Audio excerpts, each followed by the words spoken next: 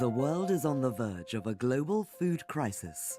Rising food prices can plunge millions more into poverty and destabilize the world as we know it today. Close to 870 million people are chronically hungry. 2.5 million children die of hunger every year. To make things even more challenging, the world population is forecasted to grow from 7 billion today to over 9 billion in 2050. Every minute, the world population grows, with another 158 more mouths to feed.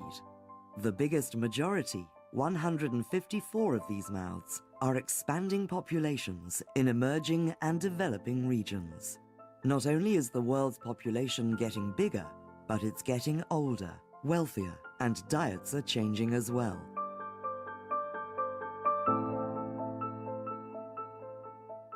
Every 20 years, the number of people depending on one farmer will double. In the US, for every 7 farmers over 75, there is just 1 farmer under 25. For every 350 people in New York, there is only 1 farmer to produce food. In Australia, over the past 30 years, the average farmer's age increased from 44 to 56 years.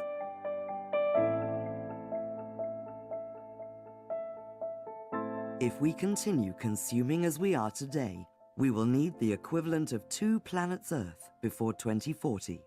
If everyone lives like an average resident in the Western world, a total of up to 4 planets Earth would be needed to regenerate humanity's annual demand on nature. 1/3 to half of globally produced food is wasted, an amount big enough to feed 2 billion people.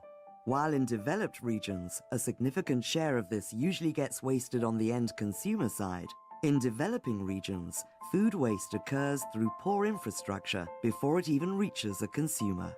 Higher food demand will have to be realized with less available arable land, less water, fertilizers, chemicals, etc., and fewer emissions. There is only one world. We need to produce more with less.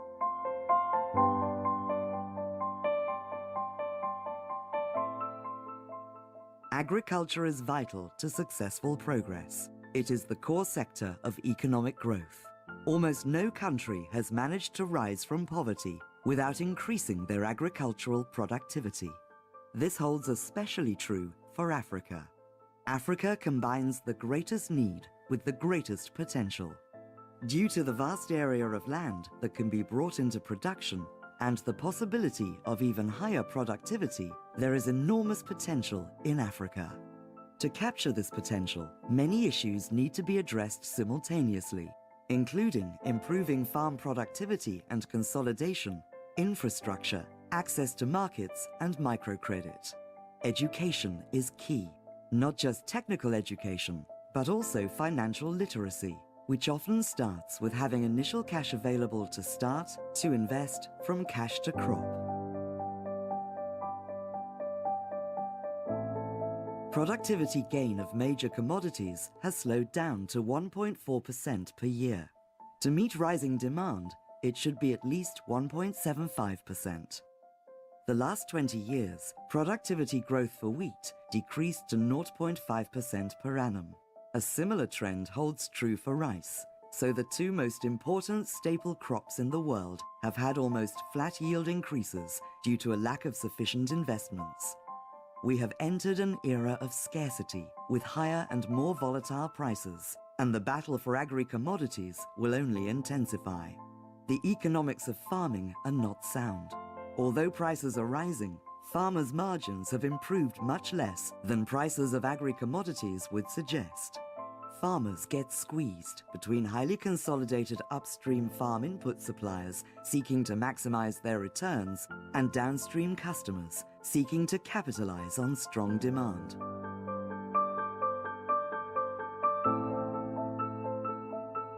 As farmers feed the world, they are key to the solution. That's why 50 leading farmers from all continents gathered to discuss sustainable solutions. Here's a reflection of what they had to say.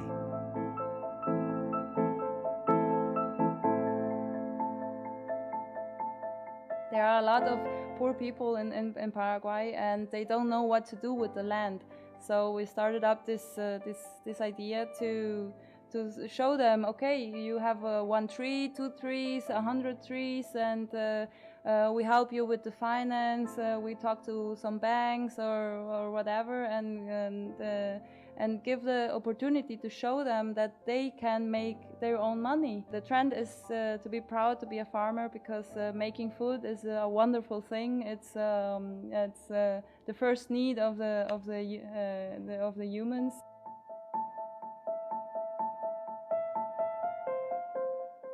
When I was a child, there's a river where I live, where I come from, and my favorite thing was to swim in this river, you know, during summer.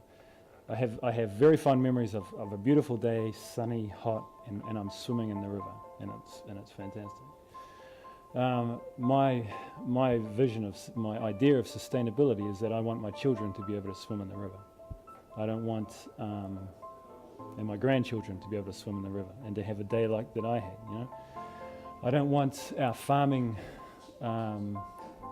activities to impact on their ability to enjoy their environment, to have fun with their children at the river, and to create those sort of memories with their family, you know. So that's what my idea of sustainability is.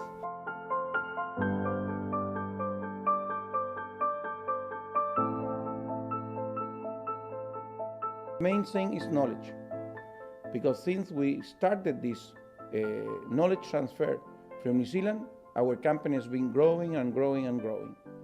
Actually, we are one of the biggest dairy farmers in Chile. This season we are going to milk about 5,000 cows, only based on grass. And I can say that we have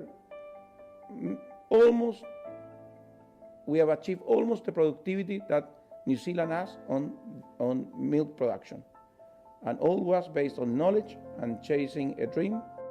The role of farmer will change to rural entrepreneur, as farming has become much more than putting a seed into the ground. Farming is a complex business. A farmer needs to manage many challenging tasks in widely varying disciplines, including animal husbandry and nutrition, crop growing, tax and regulations, innovation, marketing, finance, risk management, and many more. Farmers cannot resolve the food security issues alone. This is a shared responsibility of global consumers, retailers, producers, traders, governments, academics, banks, and farmers. There is common ground between farming and cooperatives. Both are about the long term, about strengthening the community, about sowing today to harvest tomorrow, about a sustainable and self-sufficient future for us, our children, and theirs. Cooperatives help develop good farmers. Good farmers feed the future. Good farmers have the future.